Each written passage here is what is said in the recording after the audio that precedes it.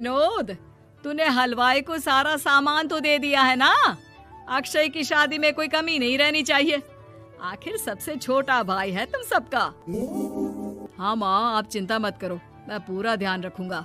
मंगल बेटा, तूने तो कहा था कि फूल का ऑर्डर दे दिया है, यहाँ तो फूल पहुँचे ही नहीं। अब क्या बहू की विदाई के बाद फूल आएंगे? माँ, मैंने अभी बात की है फूल वाले से, वो रास्ते में ही है। आप किशोर भैया से क्यों नहीं कहती कुछ करने को? किशोर पहले ही मेरे बताए काम कर रहा है। पास के सभी रिश्तेदारों और मोहल्ले वालों को कार्ड वही तो देकर आया था। रिसेप्शन के लिए हॉल भी उसी ने बुक किया था। टेंट कुर्सी वालों को भी तो वही देख रहा है। पर कई मोहल्ले वाले तो हमारे भरे पूरे परिवार से जलते भी हैं। उन्हें बुलाने की क्या जरूरत थी? बेटा, शादी ब्याह में तो बुलाना ही पड़ता है, नहीं तो लोग क्या कहेंगे। दादी दादी देखो ना, हलवाई अंकल हमें लड्डू नहीं दे रहे, आप इनको डांटो ना। अरे चैन सुख दे देना बच्चों को लड्डू, क्यों तंग कर रहा है इन्हें? बीबी जी, मैं कहाँ मना कर रहा हूँ, लेकिन लड्डू बनते ही ये बच्चे उठा उठा कर खा लेते हैं। अरे मैं तो इन्हें थाल में रख के परोस भी नहीं पा रहा। भागो, अब कोल्ड ड्रिंक पीने चलते हैं। भागो भागो, अब कोल्ड ड्रिंक पीने चलते हैं। जैसे कि आप देख रहे हैं, आज इस घर के सबसे छोटे बेटे अक्षय की शादी है।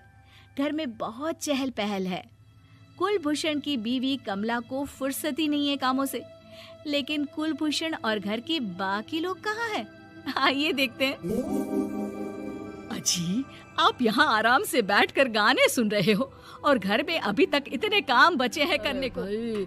मेरे सबसे छोटे बेटे की शादी है, इसके बाद तो मैं अब चिंता मुक्त हो ही जाऊंगा। और फिर घर में तुम हो, बेटे बहुएं हैं, तुम लोगों के होते हुए मैं क्यों काम करूं? मैं तो शान से बेटे की शादी में जाऊंगा तैयार होकर। अरे ठीक है, अब आप आराम ही कीजिए। एक बार अभिषेक की बीवी आ जाए, फिर मैं भी आराम करूंगी और मेरी चारों बहुएं पूरे घर की जिम्मेदारियां संभाल लेगी। इतना कहकर कमला वापस अपने काम में लग जाती है। बेटा भी, तू अब तक तैयार नहीं हुआ? किससे बात कर रहा है फोन पर? तैयार कैसे हूँ? सैलून जाने से तो आपने मना किया है, क्योंकि मुझे हल्दी लग चुकी है। भाभीयों को देखो, सुबह से पार्लर में है। अक्षय की शादी हो जाती है, बहू बनकर घर आ जाती है, लेकिन इस घर की खुशियों को मानो किसी की नजर लग गई थी। नंदिता के आने के बाद आए दिन घर की शांति भंग होती रहती। अपने माँ बाप की इकलौती बेटी को इतने बड़े परिवार की जिम्मेदारियां कहाँ संभालनी थी? अभी देखो ना, मेरे हाथों की मेहंदी भी अभी नहीं उतरी है और तुम्हारी मम्मी ने मुझे घर के कामों में लगा दिया। मैंने सोचा था कि घर की सबसे छोटी बहू होने के कारण मुझे सब पलकों पर बिठा के रखेंगे, पर यहाँ तो पलक झपकने की भी फुर्सत नहीं मिलती। देखो नंदू, शादी के पहले ही मेरे घर वालों ने तुम्हें और तुम्हारे पेरेंट्स को बता दिया था कि मैं जॉइंट फैमिली में रहता हूँ, तो फिर अब ये शिकायत क्यों? और फिर तुमसे पहले मेरी भाभी भी तो आई थी शादी करके, उन्होंने तो कभी कुछ नहीं कहा। नंदिता तब तो चुप हो जाती है, लेकिन ऐसा बहुत दिनों तक नहीं चलता। अरे नंदिता, माँ बाबूजी की दवाई का टाइम हो गया है, उन्हें दवाई दिलाओ और उसके बाद सबके लिए नाश्ता बना देना। पर भाभी, मैं तो अभी अपना फेवरेट सीरियल देख रही हूँ, प्लीज मेरी जगह आप कर लो ना ये काम। ठीक है, मैं तेरी जगह माँ बाबूजी को दवाई दे आती हूँ और नाश्ता बना लेती हूँ।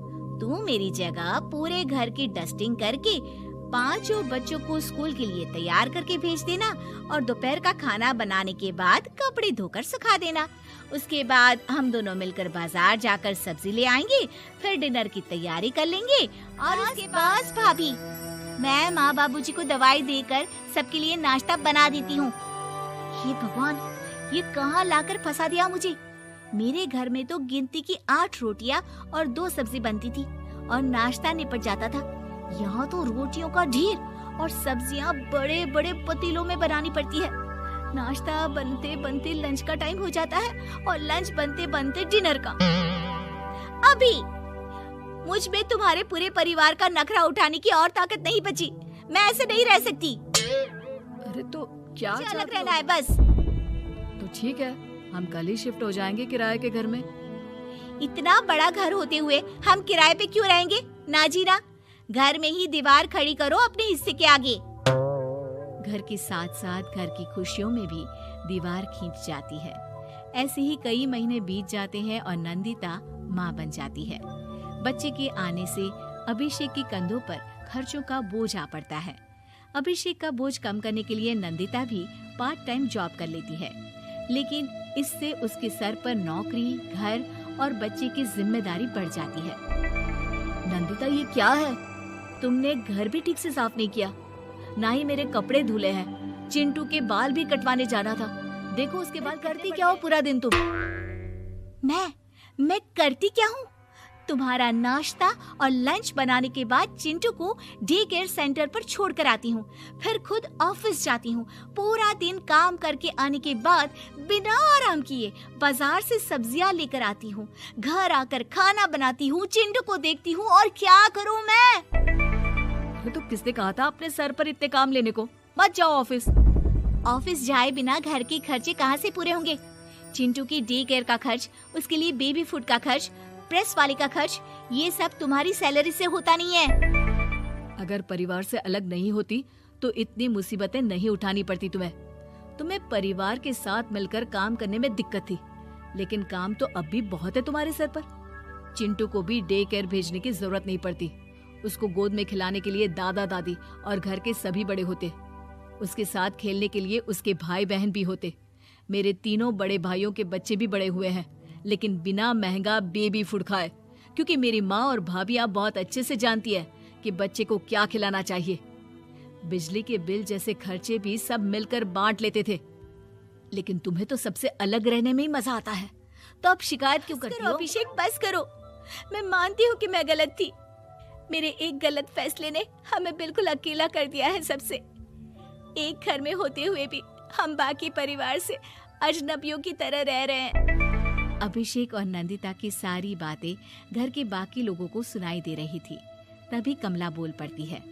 अरे नंदिता बहू, किसने कहा कि तुम अकेले हो? तुम्हारा इतना भरा पूरा परिवार है ना तुम्हारे साथ। हम तो बस ये चाहते थे कि तुम अपनी गलती समझ जाओ। अगर हम तुम्हें समझाते तो शायद तुम ना समझती, लेकिन अपनी गलती का एहसास तुम्हें खुद हो गया है। तो अब तुम समझ चुकी हो परिवार में एक साथ रहने का मोल क्या होता है। मम्मी जी, मुझे माफ कर दीजिए। अब ऐसा दोबारा कभी नहीं होगा। अरे माफी बाद में, पहले मेरा पोता जरा मेरी गोद में तो दे, और तू जाकर सबके लिए चाय बना ला।